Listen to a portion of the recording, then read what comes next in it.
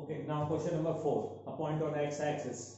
Point on x-axis which is equidistant from the point P and Q. Sorry, A and B. A is 7,6 and B is 3,4. Now student, this is a question from class 10th also. We have studied the same question in class 10. That if PA is equals to PB, we can write PA square is equals to PB square. Now PA is the distance. Coordinates x, 0, 7,6. So x2 minus x1 whole square plus y2 minus y1 whole square. Then again x2 minus x1 whole square and y2 minus y1 whole square. The formula we are using here, I written here formula. By solving it, you will get the value of x equals to 15 by 2. Now the point will be 15 by 2 comma 0. Now question number 5. It is given that we have to find the slope of a line which is passing through origin and the midpoint of the line segment joining 0, -4 and 8, 0. मतलब 0, -4 और 8, 0 के mid point से गुजर रही है हमारी line. तो हमारी लाइन का दूसरा पॉइंट अगर हमें जानना है तो हमें मिड पॉइंट फॉर्मूला का यूज करना पड़ेगा. मिड पॉइंट फॉर्मूला होता है x1 + x2/2 and y1 + y2/2. तो x1 + x2 क्या होगा? 0 + 8/2 ये लिखा हुआ है, -4 + 0/2 दैट इज 4, -2. तो हमारा दूसरा पॉइंट कहां क्या आ गया? 4, -2. पहला पॉइंट क्या है? 0, 0. मतलब हमारी लाइन कहां से गुजर रही है? 0, 0 और 4, -2 से गुजर रही है. हम स्लोप निकाल लेंगे y2 - y1 x2 - x1 आएगा -1/2. This is question number 5. Now question number 6.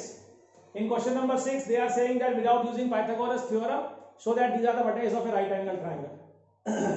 Students without using Pythagoras theorem क्यों लिख रहे हैं? क्योंकि वो नहीं चाहते कि आप 10th वाला कंसेप्ट यूज करें, वो चाहते हैं आप 11th वाला कंसेप्ट यूज करें. तो 11th वाला कंसेप्ट क्या यूज करेंगे आप? कि अगर आपकी लाइंस परपेंडिकुलर हैं तो उनके स्लोप का प्रोडक्ट -1 होना चाहिए. अगर आपकी लाइंस परपेंडिकुलर हैं तो उनके स्लोप का प्रोडक्ट -1 होना चाहिए. और आप ये जानते हैं कि राइट एंगल ट्राइंगल में दो लाइंस मिलकर के राइट एंगल बनाती हैं, दो साइड्स उसकी म्यूचुअली परपेंडिकुलर रहती हैं.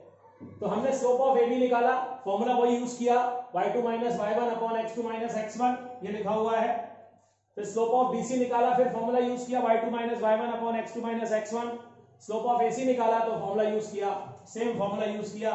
फिर हमने क्या देखा कि AB और AC का स्लोप का प्रोडक्ट करें, अगर हम AB और AC के स्लोप को मल्टीप्लाई करें तो क्या आ रहा है? -1 आ रहा है. तो इससे क्या साबित हुआ कि AB और AC आपस में कैसी हैं? परपेंडिकुलर हैं.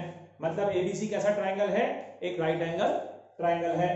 इसके बाद हम मूव करते हैं और एक और क्वेश्चन समझते हैं. Question number 7.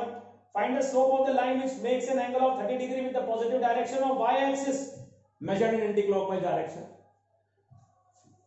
Which makes an angle of 30 degree with y axis measured in anticlockwise. देखिए एंटीक्लॉकवाइज तो यही होगा, पॉजिटिव डायरेक्शन यही होता है एंटीक्लॉकवाइज. 30 डिग्री y एक्सिस के साथ बना रही है लाइन y एक्सिस के साथ 30 डिग्री बना रही है. समझिएगा ध्यान से सवाल को.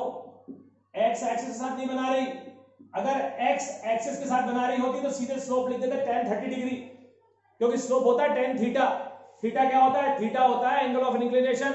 एंगल ऑफ इंक्लिनेशन क्या होता है? Angle made by the line with x axis. यहां वो सवाल में कह रहा है विथ y एक्सिस, तो 30 डिग्री विथ y एक्सिस. अगर ये 30 डिग्री है तो ये कितना होगा? वर्टिकली अपोजिट के हिसाब से ये भी 30 होगा. ये 90 है तो ये कितना होगा? ये 120 डिग्री होगा. तो आपकी लाइन का स्लोप हो गया tan 120 डिग्री. कैसे? अगर ये 30 है तो ये भी 30 होगा वर्टिकली अपोजिट. अगर ये तो 90 होता ही है यहां पर, तो एक्सटीरियर एंगल क्या होता है? Sum of two interior opposite angles. तो 90 + 30 कितना हुआ? 120. इसीलिए एक्सटीरियर एंगल कितना है? 120. और यही एंगल होता है angle of inclination measured in anticlockwise direction, positive direction of x axis. तो tan 120 कितना होता है? -√3. अब आपको पता होगा ना 120 क्या होता है? 180 - 60 होता है ना. तो tan 180 - थीटा क्या होता है? -tan theta. तो -tan थीटा मतलब -tan 60, तो -√3 होगा ना ये. तो उसकी स्लोप कितनी हो गई? -√3. So this was question number 7. Now let's move on to next question. Find the value of x for which the points are collinear.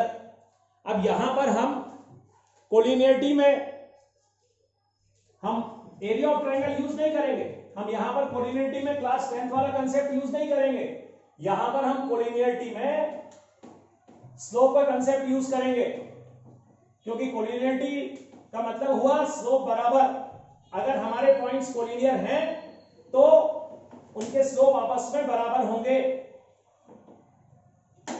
दोनों के स्लोप जो हैं वो क्या होंगे, देखिए if the points are collinear, जैसे मान लीजिए A B C are collinear, then slope of A B will be equal to slope of B C. क्यों?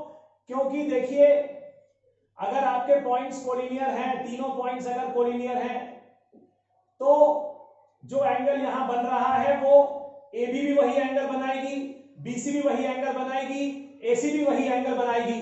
एंगल तो वही बन रहा है, एंगल पर कोई फर्क नहीं पड़ता लाइन की लंबाई से। लाइन की लंबाई कुछ भी हो तो slope of A B will be equal to slope of B सी।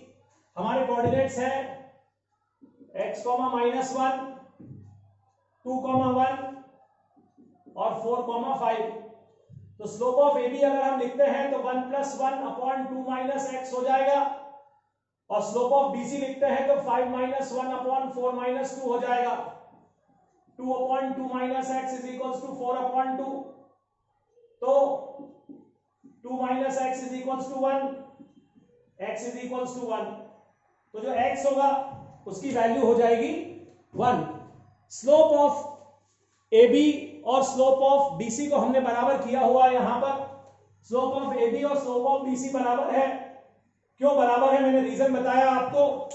अगर मैं ए बी की बात करूं तो भी लाइन एल है, अगर मैं बीसी की बात करूं तो भी लाइन एल है, अगर मैं एसी की बात करूं तो भी लाइन एल है, और एंगल तो थीटा बन ही रहा है, तो एंगल ऑफ इंक्लिनेशन तो कॉमन है, इसीलिए इसका tan थीटा और इसका tan थीटा सेम हो जाएगा। तो हम इसको इस तरह से ये कंसेप्ट यूज करके और ये कैलकुलेट करके हम x = 1 लिख सकते हैं। स्लोप का फॉर्मूला आपको मालूम है, y2 - y1 / x2 - x1। उसी फॉर्मूले का इस्तेमाल कर रहे हैं।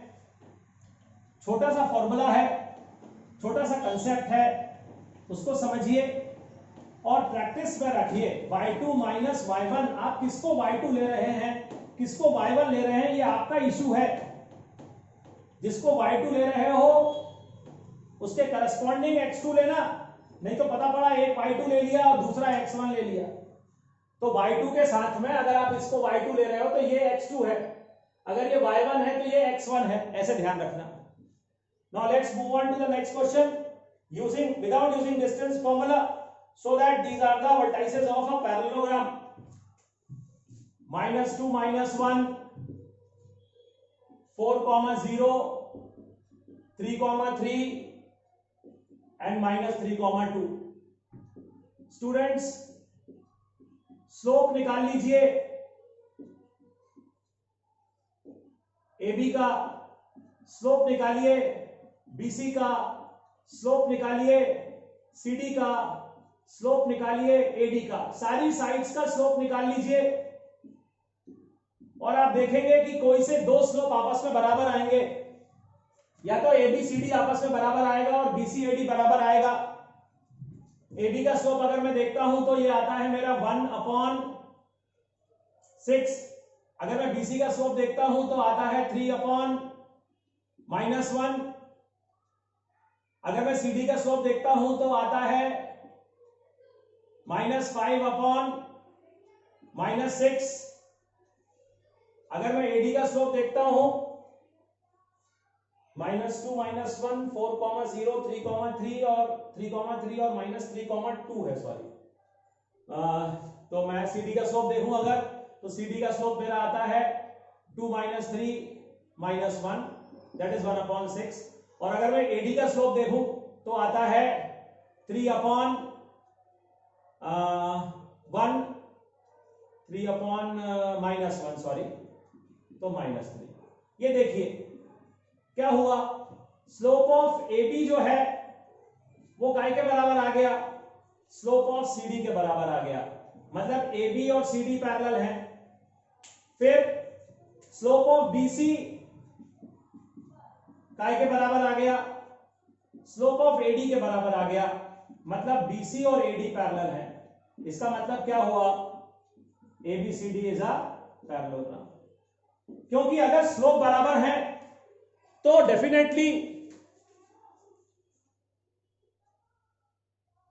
अगर स्लोप बराबर है तो डेफिनेटली लाइंस पैरेलल होंगी, और अगर लाइंस पैरेलल है तो वो एक पैरेललोग्राम होगा। ठीक है, तो ये हो गया question number 9। Now in the next video I will tell you about question number 10, 11, 12, 13 and 14. Thank you students. अरे यार